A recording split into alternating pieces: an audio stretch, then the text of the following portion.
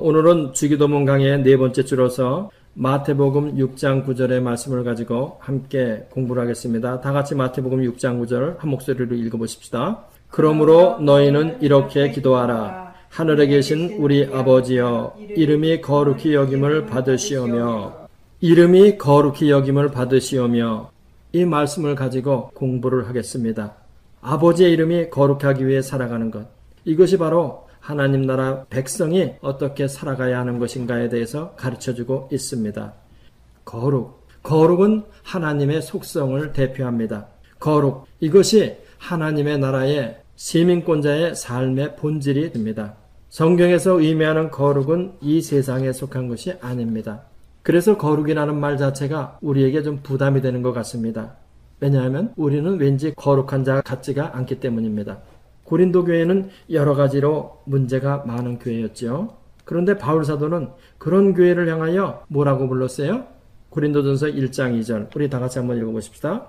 고린도에 있는 하나님의 교회 곧 그리스도 예수 안에서 거룩하여지고 성도라 부르심을 입은 자들과 또 각처에서 우리 주 곧 저희와 우리의 주 대신 예수 그리스도의 이름을 부르는 모든 자들에게 편지하노라.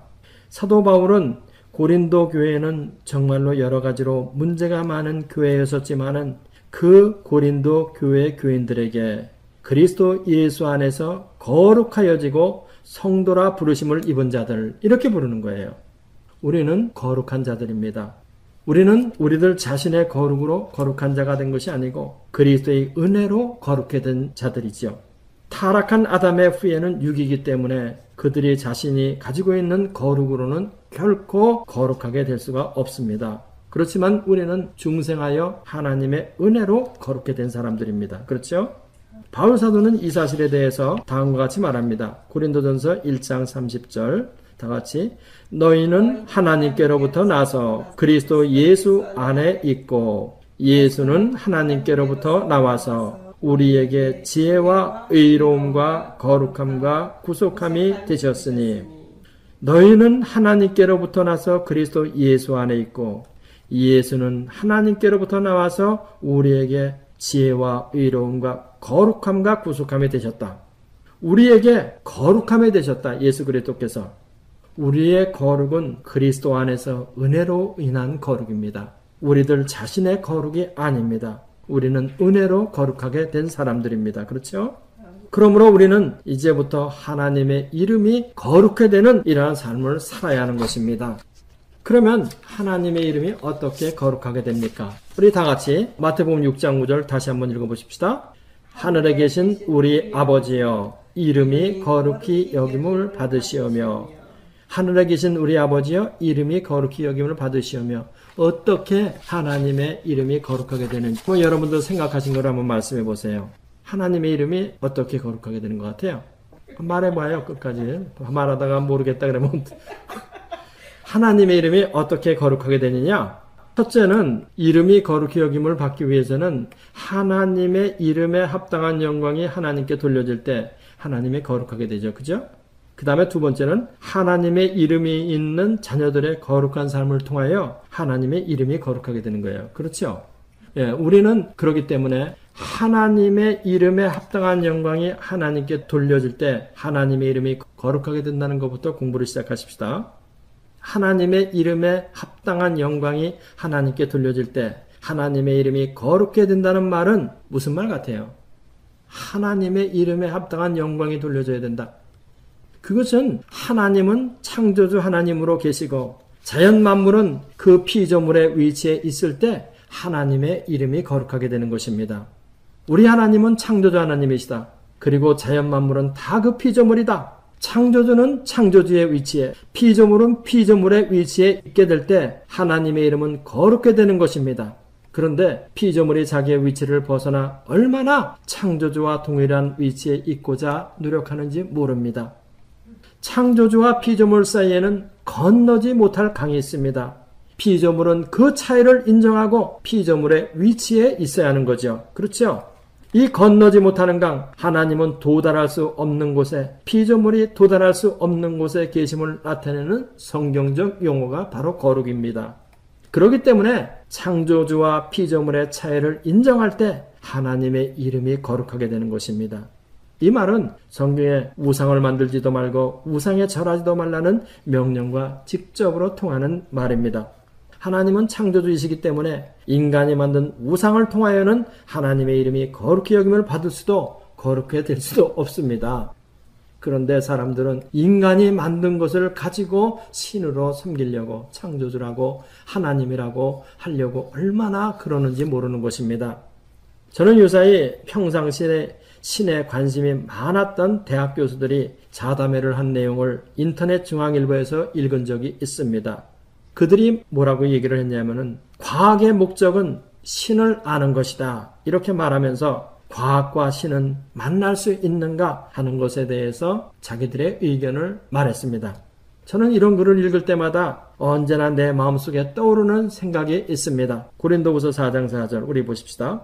그 중에 이 세상 신이 믿지 않은 자들의 마음을 혼미케 하여 그리스도의 영광의 복음의 광채가 비치지 못하게 함이니 그리스도는 하나님의 형상이니라. 아멘.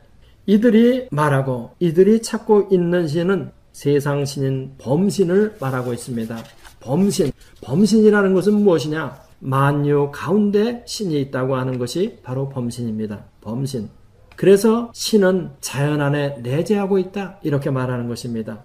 이 범신으로서의 세상신은 창조주로서의 하나님이 아닙니다. 그렇기 때문에 바로 세상신이 그들의 마음을 혼미케 하여 창조주를 알 수 없도록 만드는 것입니다. 창조주 하나님을 범신으로 대접할 때는 하나님의 이름이 거룩하게 될 수가 없습니다. 그러면 창조주 하나님은 어떤 하나님이십니까? 여러분들은 창조주 하나님이 어떤 하나님이라고 생각하세요? 만유에 내재하시는 신? 뭐예요? 도대체 창조주 하나님은? 그렇게 항상 두리뭉실하게 대답을 하니까 소위 지식인이라고 하는 사람들하고 얘기할 때 말이 안 되는 겁니다. 에베소서 4장 6절 우리 다 같이 하나님도 하나이시니 곧 만유의 아버지시라. 만유 위에 계시고 만유 가운데 계시도다. 만유의 창조주로서의 하나님은 만유 가운데 계시고 만유 위에 계신 것입니다. 만유에 내재하시며 만유 위에 초월하여 계십니다. 이것이 창조주 하나님입니다. 그렇지만 범신은 뭐예요? 만유에 내재하는 신이다. 만유에 내재하는 것이 신이다. 이렇게 얘기하는 거예요. 그렇지만 우리 창조주 하나님은 어떤 분이에요? 만유 안에 계시고 만유 위에 계시고 만유를 통일하시는 분이다. 이것이 바로 우리가 기독교에서 말하는 창조주 하나님입니다. 이러한 성경적 신관에 의해서 하나님을 바라볼 때 하나님은 한 분밖에 없는 것입니다. 하나님은 여럿일 수가 절대 없어요. 그렇죠? 신명기 6장 4절 우리 다 같이 보십시다. 이스라엘아 들으라. 우리 하나님 여호와는 오직 하나인 여호와시니 오직 여호와 하나님은 한 분이시다. 우리 하나님 여호와는 오직 하나인 여호와다.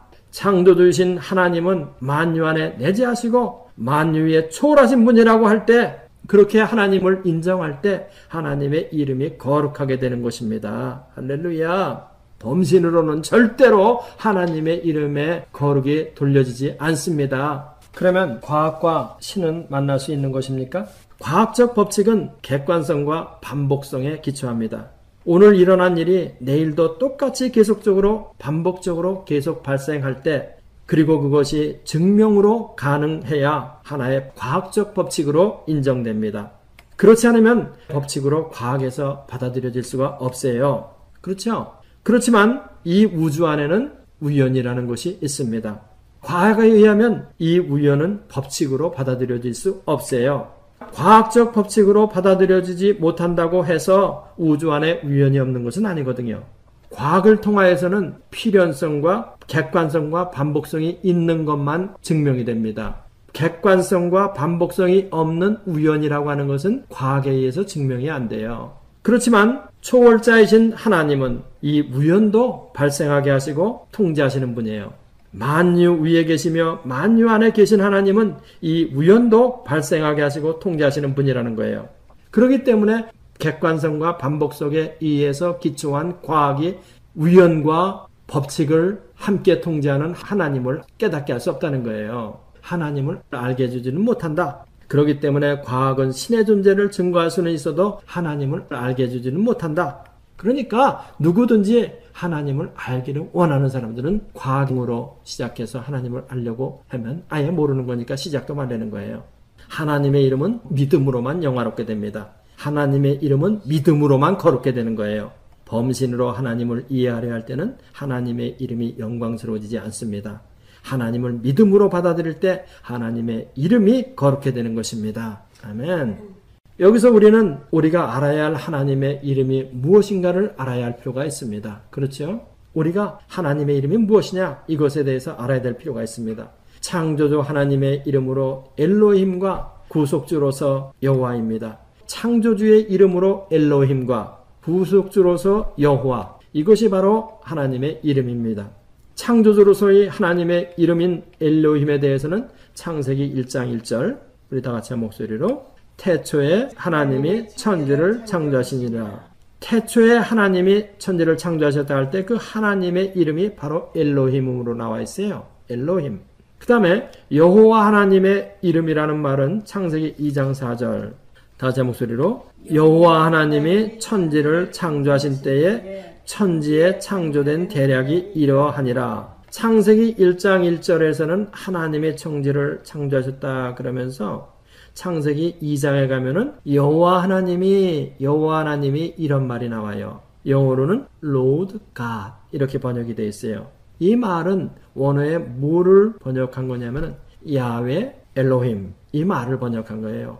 야훼는 YHWH 이렇게 해서 이것을 테트라크라마톤이라고 그러죠.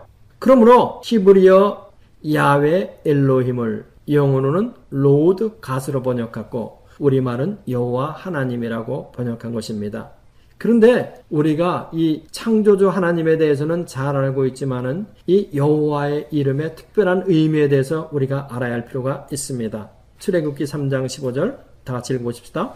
하나님이 또 모세에게 이르시되 너는 이스라엘 자손에게 이같이 이르기를 나를 너희에게 보내시니는 너희 조상의 하나님 곧 아브라함의 하나님 이삭의 하나님 야곱의 하나님 여호와라 하라. 이는 나의 영원한 이름이요 대대로 기억할 나의 표현이라. 아멘. 창세기 2장에서 여호와라는 말이 처음으로 나온 후에 약 2400년 후에 하나님은 모세에게 나타나셔서 자신이 여호와다 이렇게 소개하는 것입니다. 그리고 이 여호와는 500여 년 전부터 너희 조상 아브라함과 이삭과 야곱에게 나타나셔서 그들과 언약을 맺었다고 하나님은 자신을 소개하시는 거예요. 그래서 너희 조상의 하나님 곧 아브라함의 하나님 이삭의 하나님 야곱의 하나님의 이름 여호와라. 하나님을 그렇게 보여주신 거예요. 하나님은 엘로힘 하나님이시지만은 여기서는 하나님은 여호와 하나님으로 자신을 계시하는 것이에요. 그래서 여호와를 하나님의 언약적 명칭이라고 해요. 언약적 명칭. 왜? 조상들과 언약을 맺은 하나님이기 때문에. 이 말은 다시 말하면 여호와라는 말은 무슨 뜻이냐면은 구속주로서의 하나님의 명칭이 여호와다 이런 뜻입니다. 구속주로서의 하나님이 여호와다. 하나님은 창조주로서 계셨지만은 엘로힘으로 계셨지만은 이제는 구속하기 위해서 나타나셨는데 그 구속하기 위해서 나타나신 하나님의 이름이 여호와다. 엘로힘과 여호와는 같은 분이지만 이름은 다르게 계시되는 거죠. 저는 창조주 하나님의 이름인 엘로힘보다 구속주 하나님 여호와의 이름을 묵상할 때 제 가슴이 설레이는 것을 느낍니다. 우주를 창조하신 하나님의 이름도 창대하지만 새하늘과 새 땅을 창조하실 구속주 하나님의 이름은 더욱 창대한 것처럼 실감있게 저에게 부딪혀 옵니다. 창조 이래 주 안에서 죽은 성도들을 다 불러일으키시고 영광 중에 재림하실 그 구속주 여호와 하나님, 그리고 그 성도들이 거할 신천신지를 창조하실 여호와 하나님, 그 여호와 하나님을 생각하면 가슴이 떨리기 시작하는 것입니다. 하나님이 이렇게 창조주 하나님으로서 구속주 하나님으로서 그 이름이 인정될 때 하나님의 이름은 거룩해 되는 것입니다. 이름이 거룩히 여기심을 받으시오며 한 그 기도가 실현되는 것입니다. 요즘 불신자들이 이런 말들을 많이 합니다. 왜 기독교들은 다른 종교를 인정하지 않고 선교의 대상으로 삼느냐? 왜 다른 종교를 믿는 사람들을 개종을 시키려고 그러느냐? 기독교 신자들은 그 사람들 놔두라는 거죠. 그 사람들도 자기 나름대로 구원을 위해서 종교를 믿고 있는데 왜 기독교인들이 자꾸 그 사람들을 갖다 구원시킨다고 개종을 시키려고 자꾸 그러냐? 이런 질문들이 널리 퍼져 있습니다.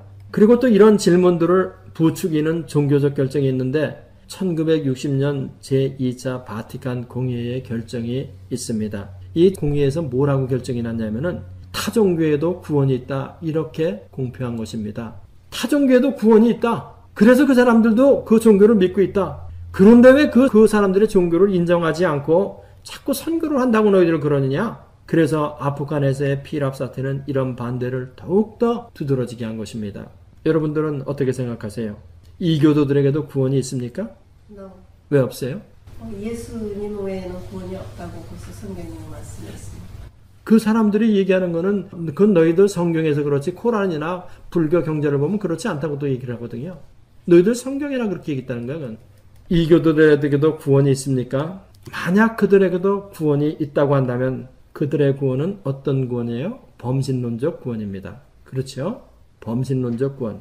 그들의 구원은 범신의 반열에 들어가는 구원이에요. 구원이 만일 있다고 한다면, 이교도에게도 구원이 있다고 한다면 그들의 신관은 범신론적 신관이기 때문에 그들에게 있는 구원은 범신의 반열에 들어가는 구원이다 이거예요. 그렇죠?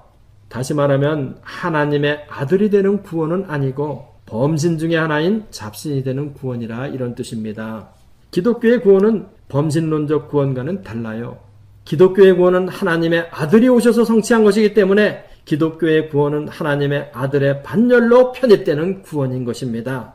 하나님의 아들의 반열로 편입되는 구원이에요. 아멘? 그렇기 때문에 기독교의 구원은 타종교의 구원과 같을 수가 없습니다.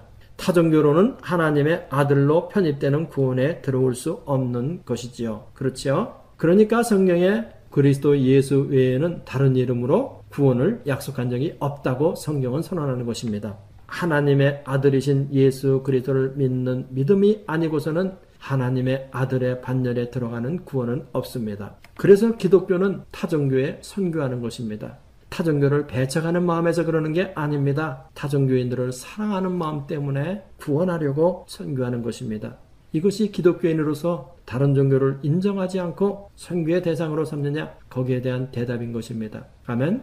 여호와 하나님을 범신으로 취급하는 것은 하나님의 이름을 영화롭게 하는 것이 아닙니다. 바티칸 공의회의 결정은 구속주의 하나님의 이름을 범신의 차원으로 끌어내린 망발입니다.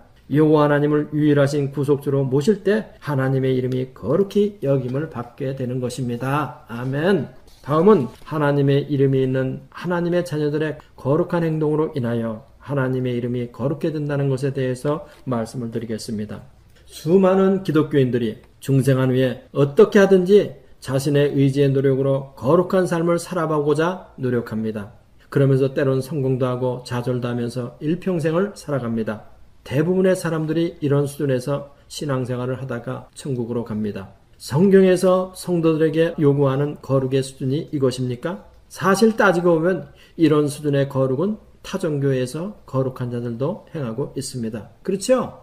어쩌면 타종교인들의 거룩한 삶이 신자들의 거룩한 삶보다 훨씬 능가하는 경우도 많이 있어요. 성도들의 거룩이 이런 수준에서 말하고 있는 거예요? 성경에서 말하는 성도들의 거룩이? 성도들의 신앙생활에서 거룩을 이해하기 위해서는 우리는 필히 영과 육의 차이를 알아야 됩니다. 먼저 육이라는 것은 무엇이냐면은 육은 타락한 아담이 그 후손에게 물려준 것은 모두 육이라고 말해요. 그래서 사람은 모두 하나도 빼놓지 않고 자연적 상태에서는 육으로 태어나는 것입니다. 그렇기 때문에 자연인은 새로 태어나는 어린아이부터 시작해가지고 나이 많은 노인에 이르기까지 모두 있는 그대로의 상태에서는 뭐예요? 육입니다. 중생하지 않으면 뭐라고 불러요? 육에 있는 사람이라고 부르는 것입니다. 육신에 속한 사람이 하는 모든 일을 성경에서는 죽은 행실 대두억이라고 부르죠. 이거는 제가 너무너무 강조를 많이 했습니다. 오늘도 또 강조를 합니다. 히브리서 6장 1절 우리 다 같이 읽어보십시다. 6장 1절로 2절 그러므로 우리가 그리스도 도의 초보를 버리고 죽은 행실을 회개함과 하나님께 대한 신앙과 세례들과 안수와 죽은 자의 부활과 영원한 심판에 관한 교훈의 털을 다시 닦지 말고 완전한 데 나아갈지니라. 아멘. 죽은 행실 이렇게 말하고 있어요. 육신에 속한 사람이 하는 모든 일을 성경에서는 죽은 행실 대두억이라고 하기 때문에 육의 선한 행실로는 하나님의 이름이 거룩하게 되질 않아요. 육의 행실이 아무리 고상하게 보인다 할지라도 그것은 육이기 때문에 하나님께 연락되지가 않는다는 것입니다. 죽은 행실을 가지고서는 하나님의 이름이 영화롭게 되지가 않아요. 그러면 영은 도대체 어떤 것이냐? 영은 무엇이냐면은 하나님께 속한 모든 것이에요. 육의 반대 영이 되는 거예요. 요한복음 4장 24절 우리 다 같이 보십시다. 다 같이 하나님은 영이시니 예배하는 자가 신령과 진정으로 예배할지니라. 하나님은 영이시다 선언하고 있죠. 하나님은 영이시기 때문에 하나님께 속한 모든 것이 영적인 것이 되는 것입니다. 하나님은 영이시기 때문에 하나님께로부터 나오는 모든 것이 영입니다. 타락한 아담의 후예인 아담으로부터 나오는 모든 것은 육이고 하나님으로부터 나오는 모든 것은 영입니다. 타락한 아담으로부터 나오는 것은 모두가 육이고 하나님 예수 그리스도로부터 나오는 모든 것은 다 영인 것입니다. 하나님은 영이시기 때문에 하나님께 받아들여지기 위해서는 무엇으로 드려야 돼요?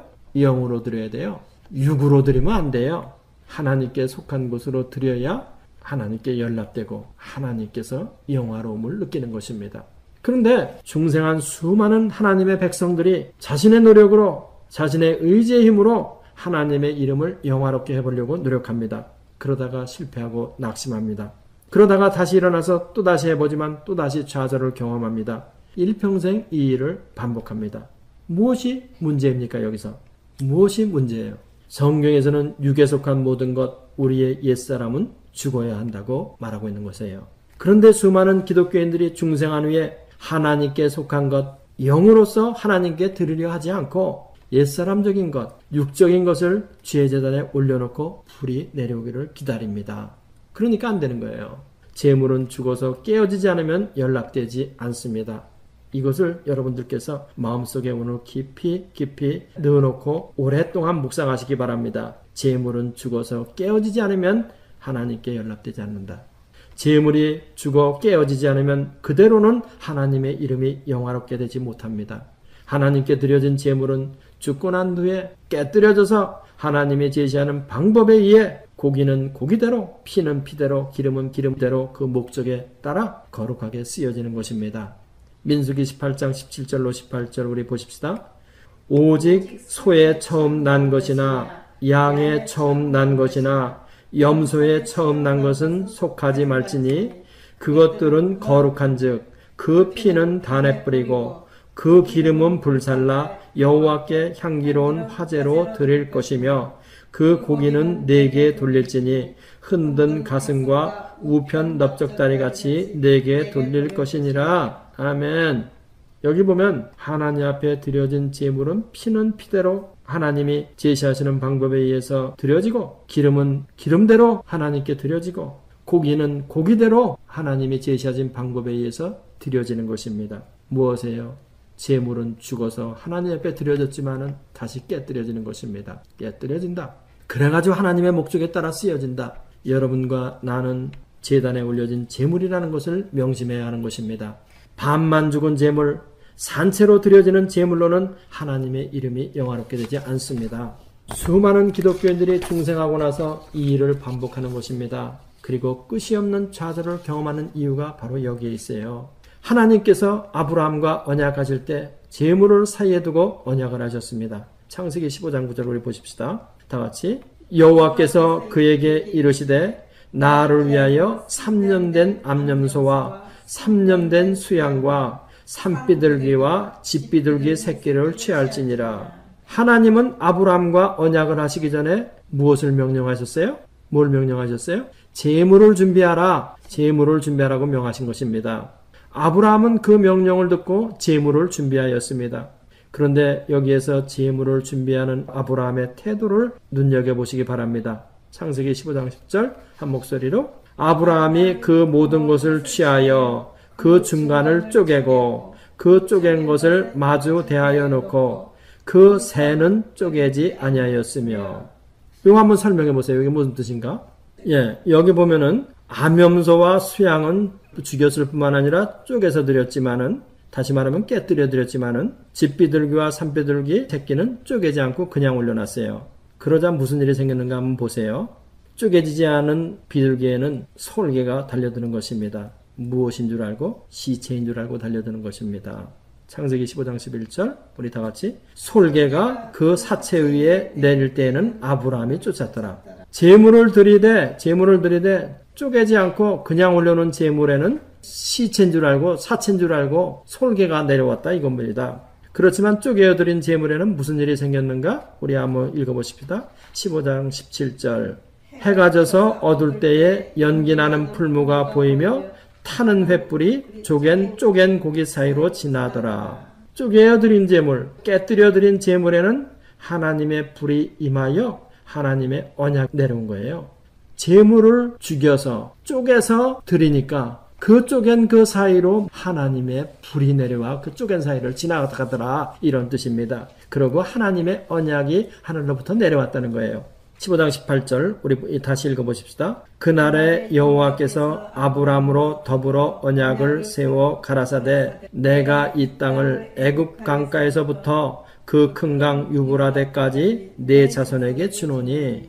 죽지 않은 제물이나 쪼개지지 않은 제물에는 언약 대신 솔개가 내려오지만은 쪼개어 드린 제물에는 하나님의 불이 내려온 것입니다. 언약이 내려온 것입니다. 여러분들의 신앙생활이 왜 잠잠하지 않고 요동합니까? 여러분들의 심령에 왜 풍랑이 일어납니까? 죽지 않은 제물을 제단에 올려놓았거나 쪼개지지 않은 채로 제단에 올려졌기 때문에 그런 것이 아닙니까? 이런 제물에는 사체인 줄 알고 솔개가 자꾸 내리는 것입니다. 이런 제물로는 하나님의 이름이 영화롭게 될 수가 없습니다. 하나님의 이름이 거룩해 되지 않습니다. 그러면 어떻게 하나님의 이름을 거룩해 하는 온전한 제물, 쪼개진 제물이 우리는 될 수 있습니까? 여기에 바로 수수께끼가 있는 것입니다. 성경적으로 얘기하면 한마디 대답뿐이 없습니다. 이것은 땅의 것이 아닌 하늘의 것으로, 첫사람 아담의 것이 아닌 둘째 아담의 것으로, 육의 것이 아닌 영의 것으로 하나님 앞에 드려질 때 솔개 대신 하나님의 불이 내려와서 그 쪼개진 제물 사이로 지나가는 것입니다. 하나님의 이름이 거룩해야 되는 것입니다. 옛사람이 아닌 새사람으로 드려질 때 바로 그 사이를 하나님의 불이 내려와 지나가는 것입니다. 할렐루야. 옛사람이 아닌 새사람으로 드려질 때 하나님의 이름이 그 사람을 통하여 거룩하게 됩니다. 하나님의 영원한 나라와 권세와 영광이 그런 사람을 통하여 증거되는 것입니다. 할렐루야. 체계적으로 공부를 원하시는 분은 다음 주를 계속하시길 바랍니다.